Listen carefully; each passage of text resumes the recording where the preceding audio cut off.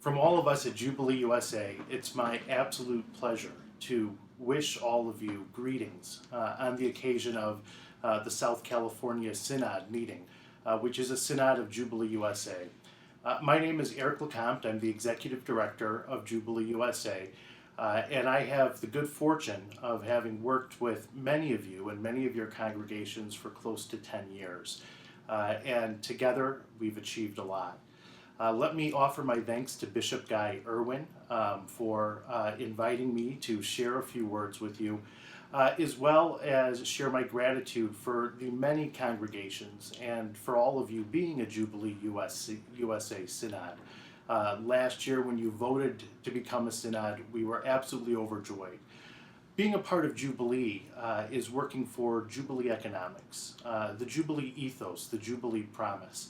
The Jubilee promise begins in the Old Testament, where God gives us a rich and abundant world.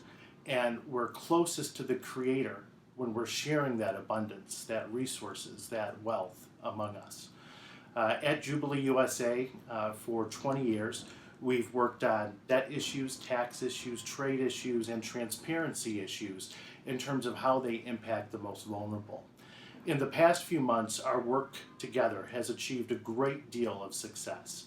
As I send this note from our offices here in Washington, D.C., across the street from the Capitol, we're eager to see Congress next week make the final passage of disaster relief aid that we've worked for Puerto Rico for more than 2 years now. That work together has been incredibly important. As a Jubilee Synod, Jubilee USA, and our congregations across the United States have won more than $50 billion in debt relief and disaster aid.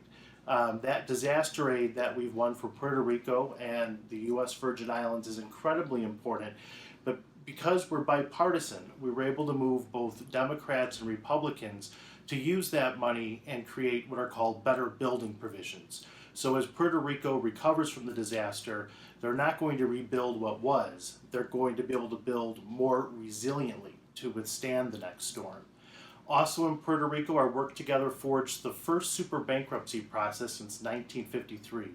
Puerto Rico is $72 billion in debt, and now we have a process to cut that debt, to protect pensioners, and to stop austerity. In the coming weeks, we're going to need your help as we continue to move forward that debt relief process for Puerto Rico, as well as moving forward disaster aid for Puerto Rico. I also, as I address you, I want to give a very special thanks to Bishop Elizabeth Eaton, who is one of the primary signers and launchers of our NAFTA campaign to ensure that a new NAFTA deal ensures access to medicines for the most vulnerable, whether they live in Mexico, the United States, or Canada. That work has been incredibly important, and it's been led by Lutheran organizations and comes right down from the leadership of the Lutheran institutions as well as the church. We're grateful for her support and your support, and in the coming months it's going to be incredibly important to continue to contact members of Congress to move forward a new NAFTA deal that not only protects the most vulnerable, but ensures access to medicine to everyone.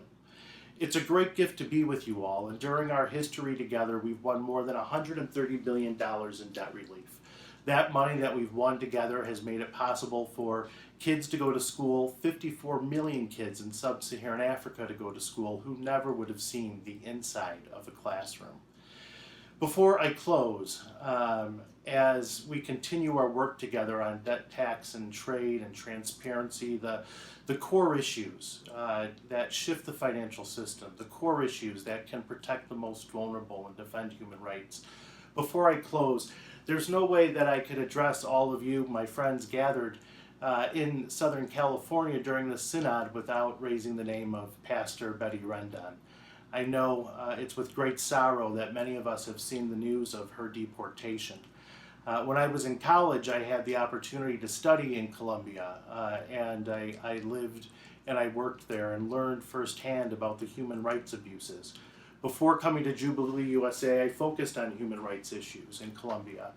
And we know at the core of migration issues, the core of conflict, the core of human rights abuses, too often are economic policies like debt, tax, trade, and transparency. So as we continue our work, we really remember the struggle of Pastor Betty Rendon and her family. And I think for Lutherans and all people of faith, it's a lightning rod, not only to ensure that the most vulnerable are protected around the world, that all people have the right to migration, but that also together as a community, we're working on the core issues to resolve migration, conflict, human rights, and more. These economic issues, the heart of globalization, is what brings us together. And it's the Jubilee promise that we continue to work towards, that we continue to build towards, that ensures we live in a world where everyone can have enough. Thank you.